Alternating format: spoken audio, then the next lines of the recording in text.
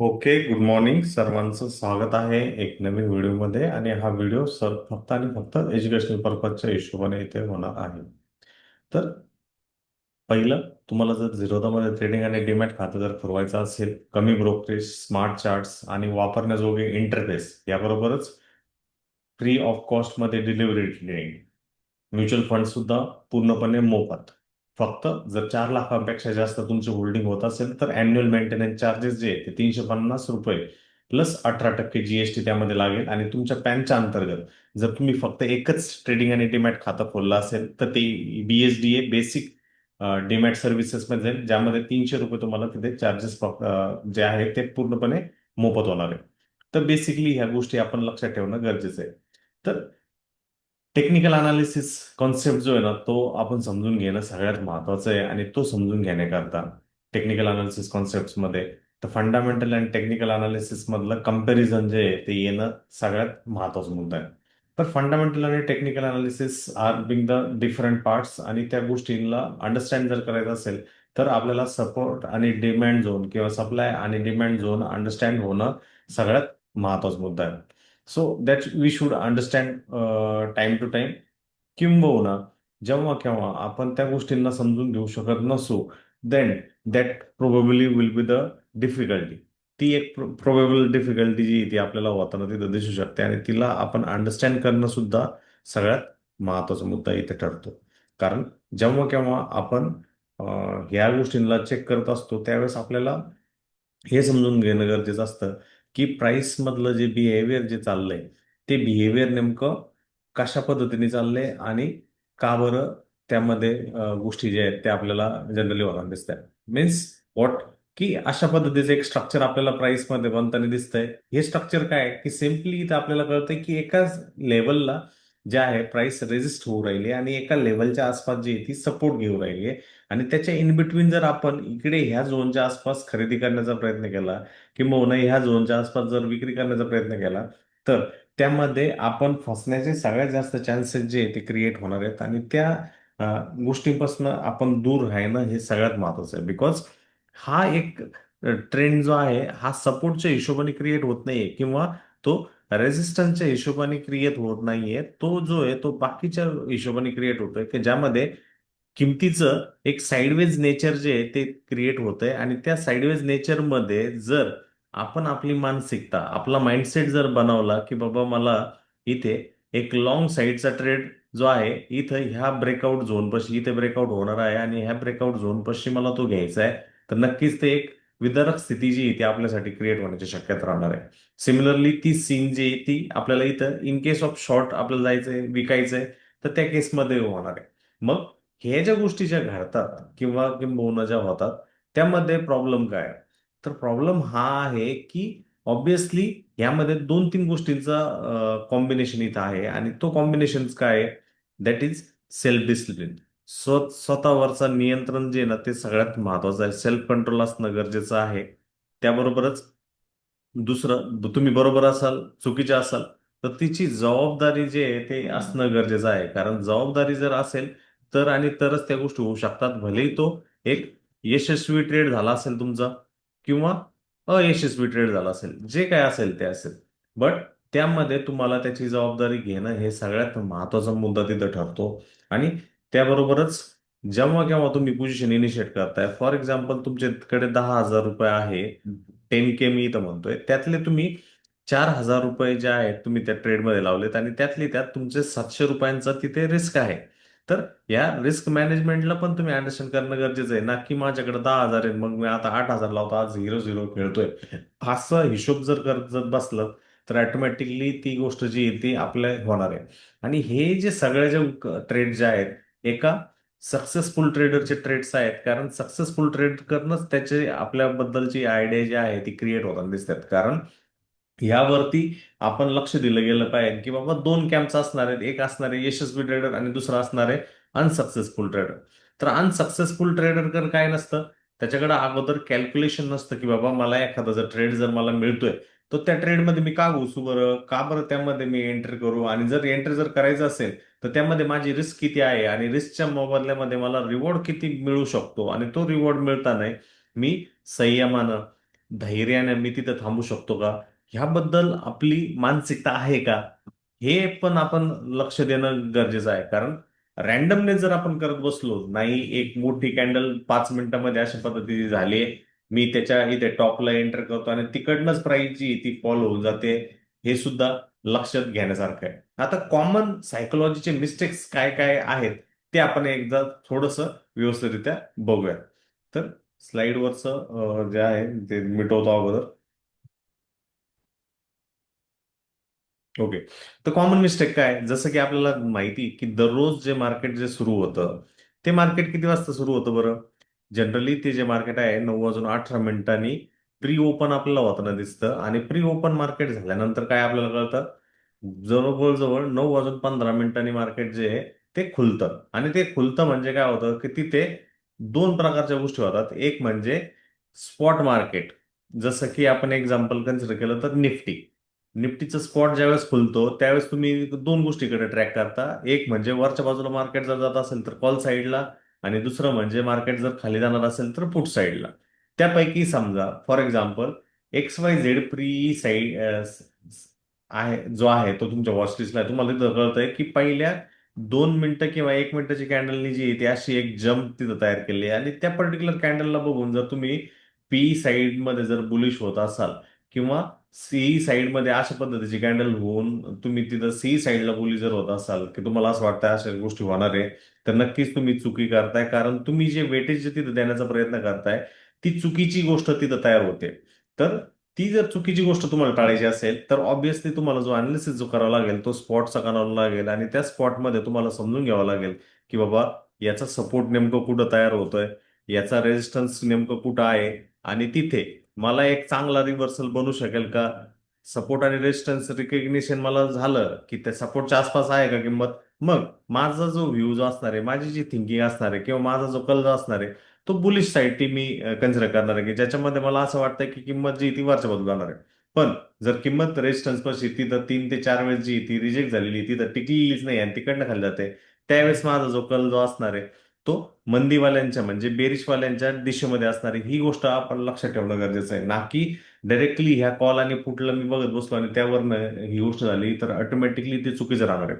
म्हणून तुमचं जे अनालिसिस पाहिजे किंवा तुमचा जो अगोदरचा होरा पाहिजे, तुमचं जे डायरेक्शन पाहिजे, ते तुम्हाला त्या स्पॉटच्या चार्टवरनं लक्ष देणार आहे. आणि स्पॉटचा चार्ट बघताना तुम्हाला काही बघायचं नाही की कुठले एक लेवल्स आहेत का जिकडनं किंमत भरपूर भरपूर वेळ जी आहे ती खाली गेलेली आहे, भरपूर भरपूर वेळ जी आहे ती वरती आलेली आहे. ही गोष्ट आपण चेक करणं सगळ्यात महत्वाचा मुद्दा आहे. आणि हे ज्यावेळेस आपण चेक करतो मोस्टली, त्यावेळेस आपण ह्या गोष्टीला अंडरस्टँड करणं गरजेचं आहे की बाबा त्या प्राइसमध्ये जो बिहेवियर तिथं जो होत होता, त्या किमतीमध्ये त्या प्राइसमध्ये जो बिहेवियर जो झालेला आहे तो करेक्ट पद्धतीने आहे का.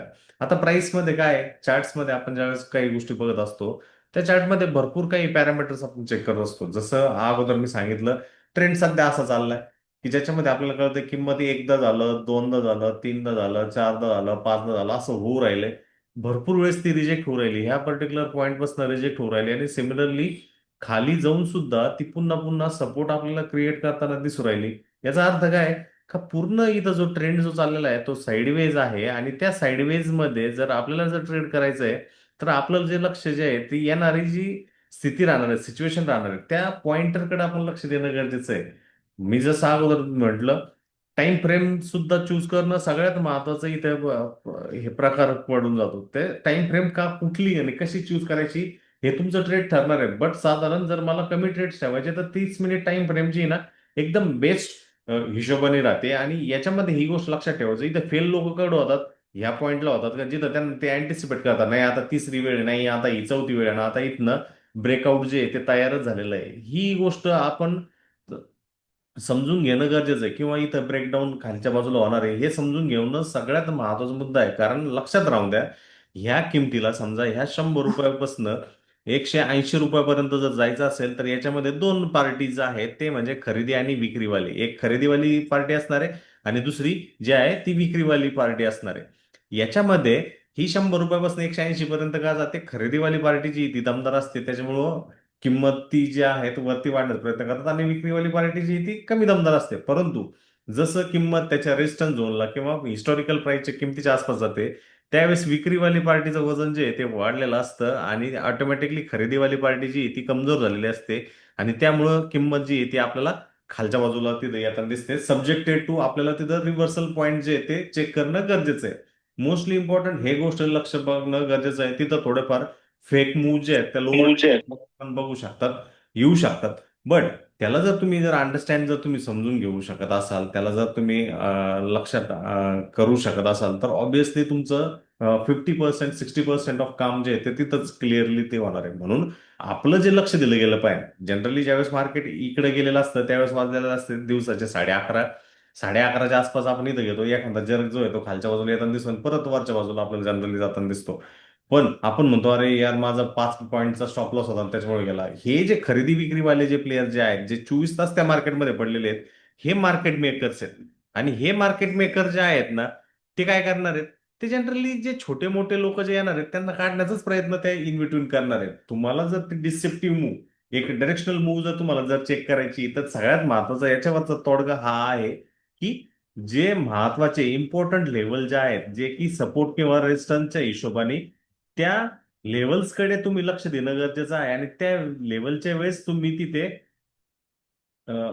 ऑब्विसली अंडरस्टँड करणं गरजेचं आहे की बाबा नेमकं काय तिथं होतंय, काय गोष्टी तिथं घडून राहिल्यात, काय कॅन्डलस्टिक्स पॅटर्न होऊ राहिलं ते गरजेचं आहे. दुसरं महत्वाचं, तुम्ही जी टाइम फ्रेम निवडताय ती टाइम फ्रेम जी आहे, कमीत कमी दिवसाला तुम्हाला 2 ट्रेड जर हवे असतील तर हायर टाइम फ्रेम मध्ये स्विच करणं गरजेचं आहे. 2 ट्रेडचा अर्थ काय आहे की ना की 5 मिनिटाची टाइम फ्रेम, ना की 1 मिनिटाची टाइम फ्रेम, ना की 3 मिनिटाची टाइम फ्रेम, या सगळं चुकीचं येऊ शकतं. इव्हन 15 मिनिट सुद्धा जे आहेत त्या चुकीचे आहेत. जर मला 2च ट्रेड जर पाहिजे तर मला फिल्टर आउट करावं लागेल की जे मी 30 मिनिटापासून 45 मिनिटं किंवा 1 आवर टाइम फ्रेम जी आहे ती व्यवस्थितरित्या मी चेक करू शकतो आणि त्याच्या हिशोबाने त्याला ट्रॅक आउट करू शकतो. हे महत्वाचा पॅरामीटर तिथं क्रिएट होतं. बट अल्टिमेटली काय होतं की एक जणाचा हिशोब जो आहे तो एकाला इतके पैसे तो कमवतो, आपल्याला युट्यूब वरती सर्रास दिसतं मी इतकं हे केलंय, तितकं हे केलंय, ते केलंय. हा ठीक आहे, प्रत्येकासाठी प्रत्येकाचा प्लॅन जो आहे तो वेगवेगळा असू शकतो.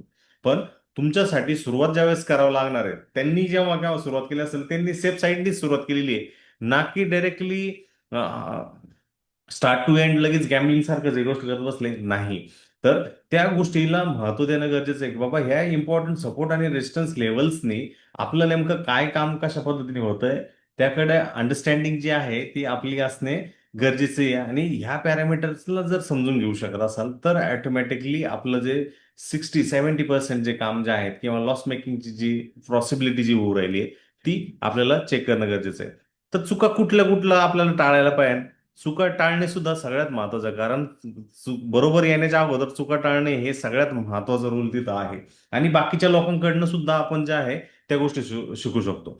सगळ्यात महत्वाची चूक म्हणजे जोपर्यंत तुम्हाला सेटअप, तुमची एक सेटअप किंवा स्ट्रॅटर्जी जोपर्यंत तुम्हाला भेटत नाही, स्ट्रॅटर्जी तुम्हाला जोपर्यंत कळत नाही, तोपर्यंत कुठल्याही प्रकारचा ट्रेड किंवा कुठल्याही प्रकारची इन्व्हेस्टमेंट जी आहे ती न करणं हे सगळ्यात महत्वाचा मुद्दा इथं आहे.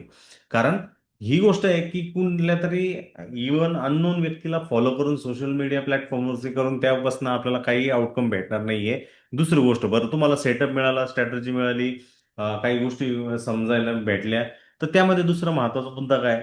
त्यामध्ये दुसरा जो महत्वाचा मुद्दा फॉलो करण्यासारखा आहे तो म्हणजे काय? तो म्हणजे लिमिटेड ट्रेड्स, आणि ज्याच्यामध्ये तुम्हाला रिस्क जो आहे ना तो अंडरस्टँड ठेवणं गरजेचं आहे. लिमिटेड ट्रेड्सचा अर्थ काय?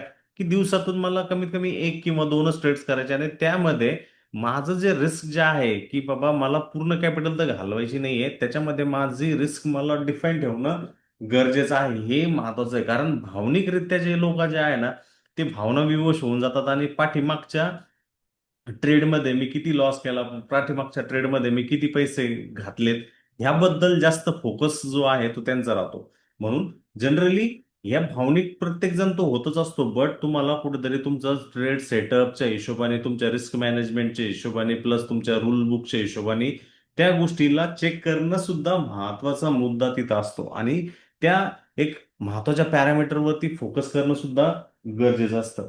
त्याबरोबरच आणखीन काय दुसरं हे हे आहे की आपण काय होतो, एक्साइटेड होतो, सुपर एक्साइटेड होतो कुठेतरी इंस्टाग्रामवरती, फेसबुकवरती किंवा कुठेतरी प्रॉफिट P&L चे व्हिडिओज, लाईव्ह ट्रेडिंगचे व्हिडिओज बघून, बाकीच्या गोष्टी बघून, ते चेक करून. तर ऑब्व्हियसली एक लक्षात घ्या, प्रत्येकाचा एक वेगवेगळा टाइम असतो. प्रत्येकाच्या टायमिंग नुसार जो आहे प्रत्येकाला संधी मिळते. जसं की एखादं फळ आहे, एक्झाम्पल घेऊयात आपण, एखाद्या फळाचं एक्झाम्पल घेऊयात जे की बागेमध्ये आपल्याला क्रिएट होताना दिसतं. जर एखादं फळ जर घेतलं तर ते 2 महिन्यामध्ये तयार होत असेल. काही फळ जे आहेत ते 10 महिन्यानंतर तयार होत असेल. प्रत्येक फळाची किंमत जी आहे, प्रत्येक फळाचं जे व्हॅल्यू जे आहे ते ठरवलं गेलेलं आहे, ते टेन्युअर ठरवलं गेलेलं आहे. एखाद्याला जर 2 महिन्यात यश मिळतंय आणि मला 10 महिन्यात सुद्धा यश मिळत नाहीये, तर त्याच्या बाबतीत तुलना न करणं हे सुद्धा एक महत्वाचा मुद्दा इथे आहे आणि तो अंडरस्टँड करणं गरजेचं आहे. म्हणजे चुका टाळायच्या जर असतील तर आपल्याला त्याच्यामधले कच्चे दुवे समजून घेणं गरजेचं आहे.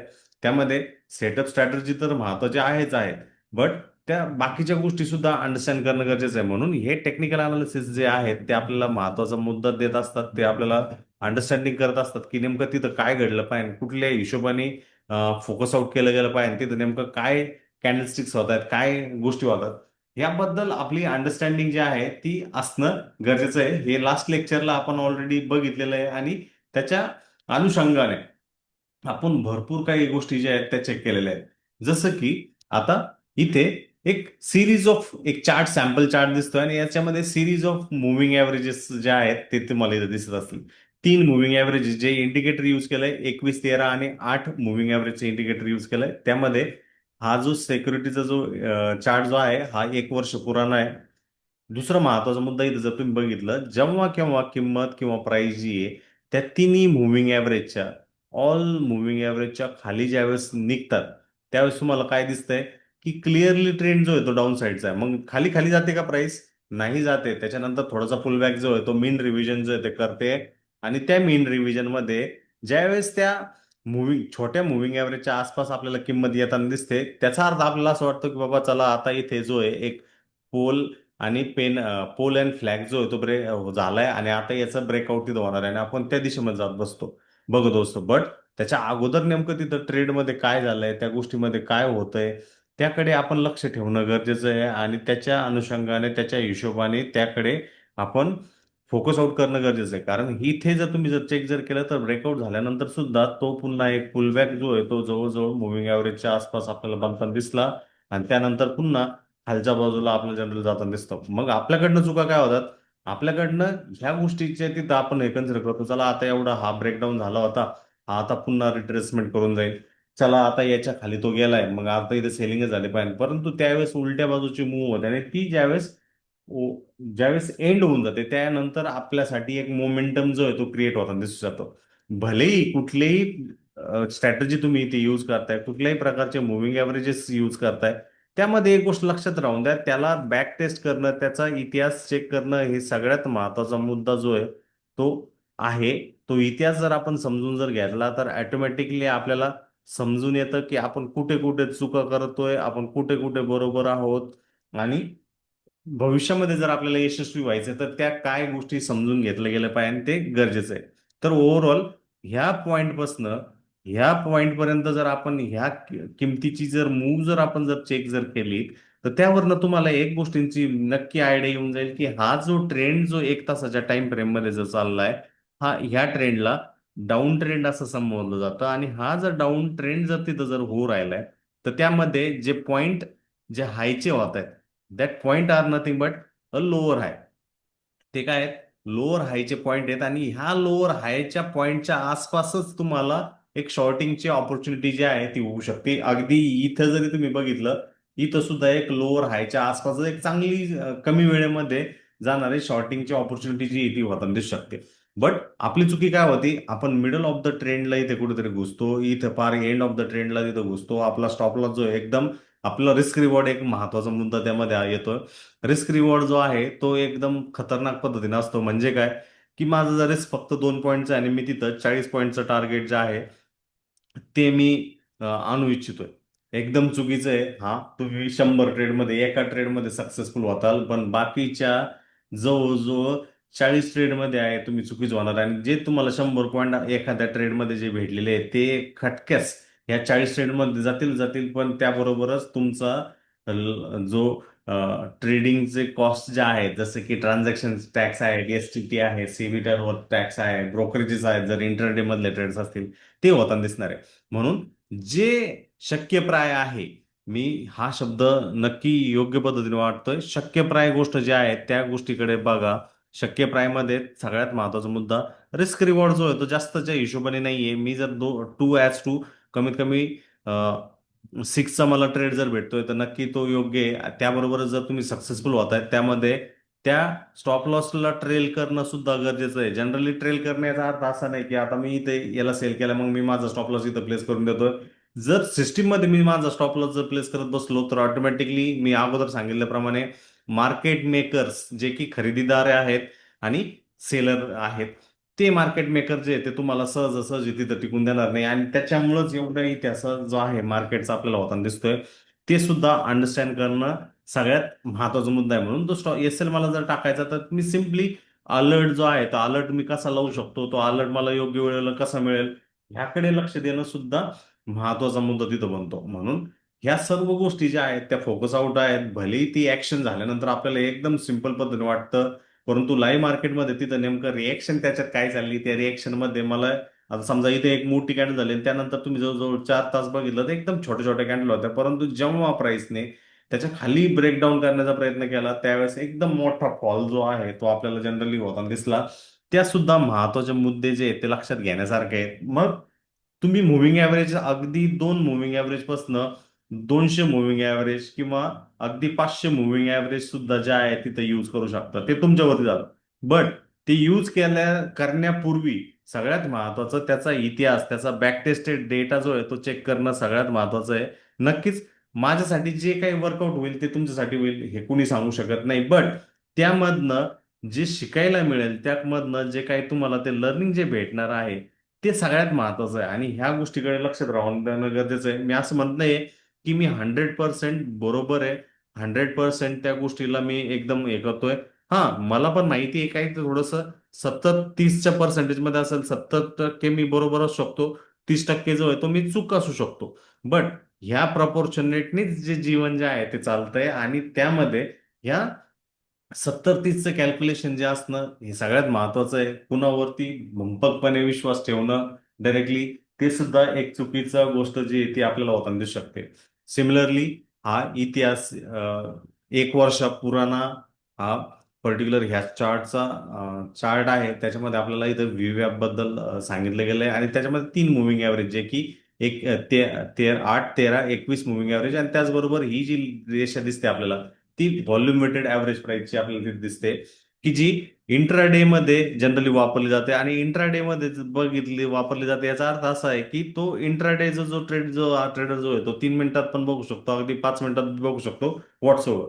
बट तुम्ही इथं जर मार्केट जर बघितलं तर हलकंसं गॅप अप झाल्यानंतर मार्केट थोड्या वेळा करता वरती गेलं, पुन्हा जो कोणी खरेदीकडे जर मारली असेल त्यांची स्टॉप लॉसेस हंटिंग करण्याकरता ऑलमोस्ट त्या डे लोला जे आहे त्या टच केला आणि तिकडनं पुन्हा डे हायकडे किंमत किंवा मार्केट आपल्याला जाताना दिसतं. हे का होतं बरं? अगदी किंमत मार्केट गॅपअप ओपन होतं, अगदी 5 ते 10 मिनिटांमध्ये दिवसाचा उच्चांक बनवल्यासारखं करतं आणि तिकडनं पुन्हा दिवसाच्या निच्चांकाकडे जाते. याचा अर्थ असा आहे की जेव्हा केव्हा मार्केट 9:15 खुलतं आणि जवळजवळ 10:30 किंवा कधी कधी 11:30 सुद्धा जनरली होतात, तोपर्यंत मार्केटची एक रेंज किंवा बाउंड्री जी आहे ती ठरलेली असते. त्या बाउंड्रीला आपण अंडरस्टँड करणं गरजेचं आहे आणि त्यामध्ये अंडरस्टँड करताना जे प्रिव्हियस डेची जी क्लोजिंग किंवा प्रिव्हियस डेचं जे बंद किंमत जी आहे त्याकडे आपण लक्ष ठेवणं सुद्धा गरजेचं आहे. त्यामध्ये जो महत्वाचा मुद्दा जो आहे की आपल्याला असं कळतं की पाठीमागच्या दिवशी एक चांगल्या पद्धतीचा क्रॉसवरती झाला होता, प्लस किंमत जी आहे ती व्हॉल्यूम वेटेड ॲव्हरेज प्राइसच्या वरती क्लोज होताना दिसली होती. नेक्स्ट डेला सुद्धा हलकासा गॅप अप होऊन एक मोमेंटम दाखवला, त्याच्यानंतर साईडवेज झाला जवळजवळ 11 वाजेपर्यंत. ज्यावेळेस आपल्याला इथं कळतं की एक रिव्हर्सल होऊ राहिली, एक ग्रीन चांगली कॅन्डल आली, एकदम छोटासा रिस्क जो आहे तो घेणं गरजेचं आहे. त्याच्यामध्ये भले अशा ठिकाणी भले तुमचा रिस्क जो आहे तो 10 पॉईंटचा असेल आणि त्या केसमध्ये तुम्ही तिथे 70 पॉईंटचं जर टार्गेट जर पकडत असाल तर ऑटोमॅटिकली तुमच्यासाठी एकदम बेस्ट सीन राहणार आहे. कारण जनरली जे कुठले नौके बिगिनर ट्रेडर जे आहेत ते बिगिनर ट्रेडर तिथं लॉस मेकिंगच्या चान्सेसमध्ये जे आहे ते जाण्याचे चान्सेस राहतील. आणि त्यामध्ये गोष्टी ज्या आहेत ऍक्च्युली ते चेक होणं गरजेचं राहणार आहे. आणि हे सगळ्यात महत्वाचा इम्पॅक्ट जो आहे तो आपल्याला होताना दिसू शकतो. म्हणून हे बेसिक पॅरामीटर्स आहेत. लॉंग टर्म इन टर्म त्या गोष्टी तर वेळोवेळी तर बदलत राहणारच आहेत. We don't know how it will happen. आता समजा एखादा इंट्राडे ट्रेडर आहे, तो मार्केटमध्ये आला आणि तो बघतोय की बाबा चला आता ह्या तिन्ही मुव्हिंग ॲव्हरेजचा जो आहे तो इथे इंट्राडे मध्ये क्रॉस ओव्हर झालाय, तो इथे कुठेतरी त्याचा व्हीवॅपच्या आसपास खरेदी करण्याचा प्रयत्न करतोय, इथे कुठेतरी तो त्याचा स्टॉप लॉस पकडण्याचा प्रयत्न करतोय. बट मार्केटमध्ये असे पण ट्रेडर्स आहेत की जे ह्या एक्झॅक्टली ह्या झोनच्या आसपास किंवा त्याच्यापेक्षा लो झोनच्या आसपास एकदम 2 किंवा 3 रुपयांच्या स्टॉप लॉस वरती जे आहेत दिवसाचं कमीत कमी त्याच्या 10 पटीत किंवा त्याच्या 20 पटीत 40 पटीमध्ये त्याला टार्गेट आउट करणारे लोक असू शकतात. त्यांची थिंकिंग कशी असू शकते, त्यांची अप्रोच कशी असू शकते, त्याकडे आपण लक्ष ठेवणं सगळ्यात महत्वाचा मुद्दा ठरतो. म्हणून ह्या गोष्टी जेव्हा केव्हा आपण जे चेक ज्यावेळेस बघतो, ज्यावेळेस चेक करतो, त्या गोष्टींना आपण अंडरस्टँड करणं गरजेचं आहे की बाबा नेमकं तिथं काय घडतंय, काय कशा पद्धतीने प्राइस मध्ये बिहेवियर जो आहे तो होतोय आणि त्याकडनं आपण आउटपुट जो आहे तो आउटकम जो आहे तो होताना दिसू शकतो. आता दुसरा जो महत्वाचा मुद्दा आहे की ज्याच्यामुळं मला असं वाटतं जनरली पॅरालिसिस ऑफ अनालिसिस जो म्हटला जातो तो होण्याचे चान्सेस आहेत. तर ते मी तुम्हाला इथे एक सिंपल एक्झाम्पलद्वारे सांगतो. जसं की आपली मेन इंडायसिस निफ्टी आहे किंवा सेन्सेक्स आहे, बरोबर. आता याच्यामध्ये just a minute, screen, Nifty आहे किंवा सेन्सेक्स, बरोबर. हे मेन इंडायसिस आहेत. बट यांची अप मूव किंवा डाऊन मूव कुठल्या मुद्द्यावरती ठरलेली आहे. काही बाजूनी काय होतं, आता सध्याच्या केसमध्ये टॅरिफ वॉर जो म्हणतो, बाजार युद्ध जे आहे ते आहे. काही बाजू जे आहेत ते म्हणजे मार्केटचे सायकल सुद्धा त्याच्यामध्ये आहे. काही बाजूनं जर कन्सिडर जर करायचं झालं तर बॉन्डचा किती परतावा आहे लॉंग टर्म बॉन्डचा, तो सुद्धा तिथं आहे. काही बाजूनं बघितलं जर झालं तर युद्धाची स्थिती तिथं नसावी. काही बाजूनं जर बघायचं जर झालं तर मंदीची परिस्थिती तिथं नसावी.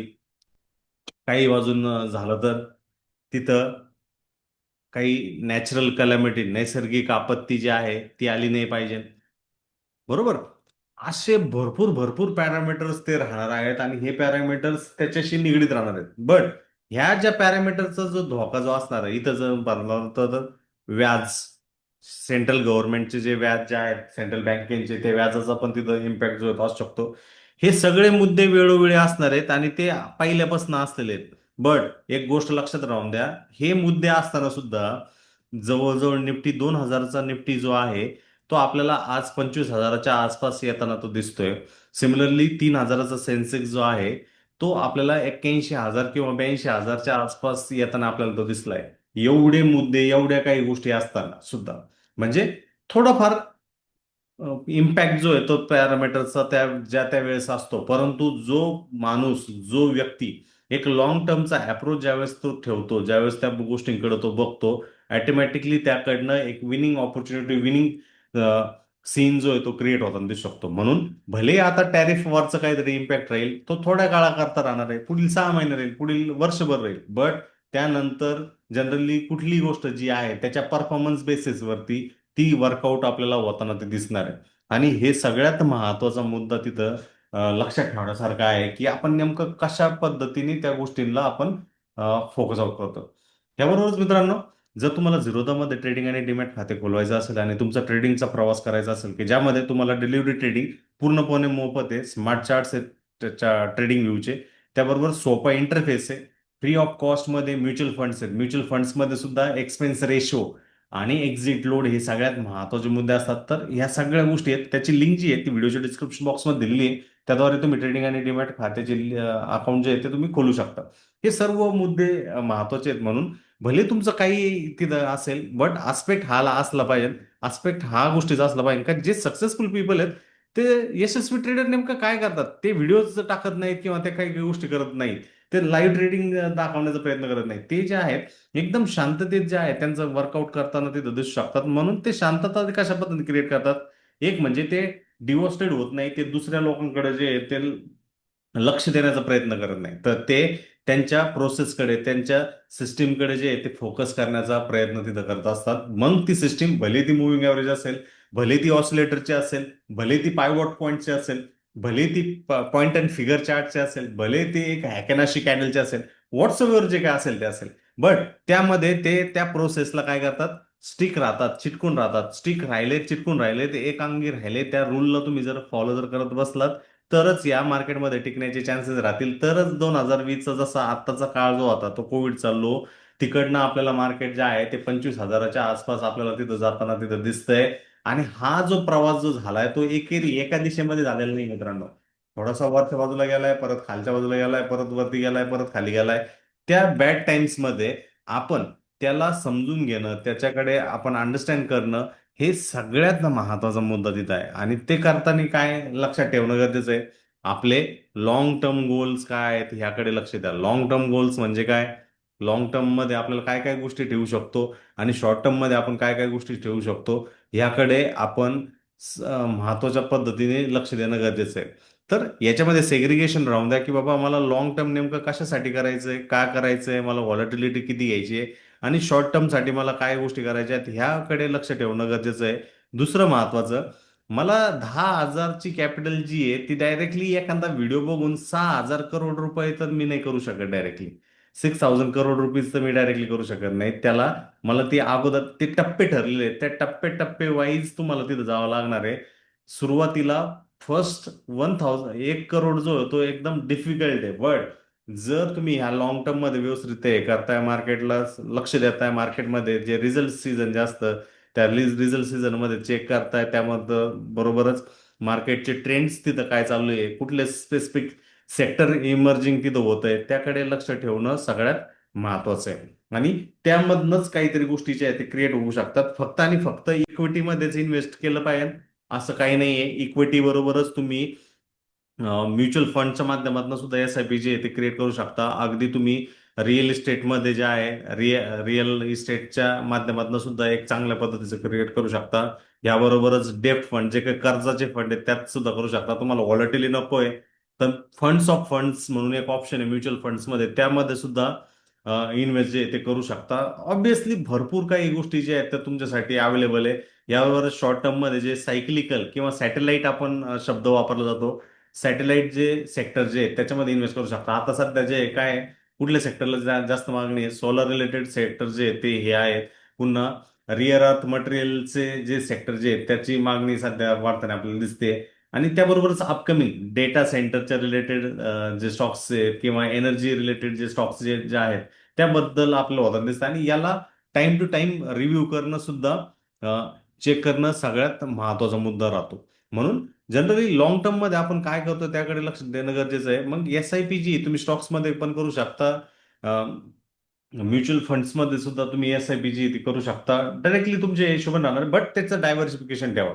फक्त मी एक लार्ज कॅप फंड घेतलाय 80% आणि 20%च फक्त डेट फंड घेतलाय, योग्य रित्या असू शकते. पण मी 100% याच्यामध्ये केलंय आणि त्यातली त्यात मी स्मॉल कॅप फंड्समध्ये इन्व्हेस्ट केलाय. तर स्मॉल कॅप एकदम व्हलनरेबल असते की जे की मार्केटच्या सायकल्सनुसार जे आहे ते चेंज होताना आपल्याला दिसू शकतं. म्हणून ह्या गोष्टी बघा की लॉंग टर्म मध्ये कुठल्या गोष्टींना व्हॅल्यू असू शकते, ते कशा पद्धतीने तिथं टिकू शकतात, कोण कोण मोठा व्यक्ती काय करू राहिला त्याला ट्रॅक करा मार्केटमधला.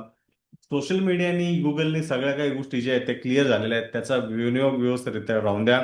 आणि with respect to the time, with respect to the period, सगळं काही जे आहे ते चेक करण्याचा प्रयत्न करा. कारण no one is being perfect in the world, nobody is perfect in the world, ही गोष्ट व्यवस्थितरित्या समजून घ्या. परफेक्टनेस जो आहे टाइम टू टाइम तो राहतो, आणि तो नॉन बडी होण्याऐवजी जे यशस्वी लोक जे आहेत ते नेमकं काय करतायत त्या गोष्टींकडे लक्ष देण्याचा प्रयत्न करा, ना की नॉइजेस ज्या वेळोवेळी क्रिएट होतात त्याला.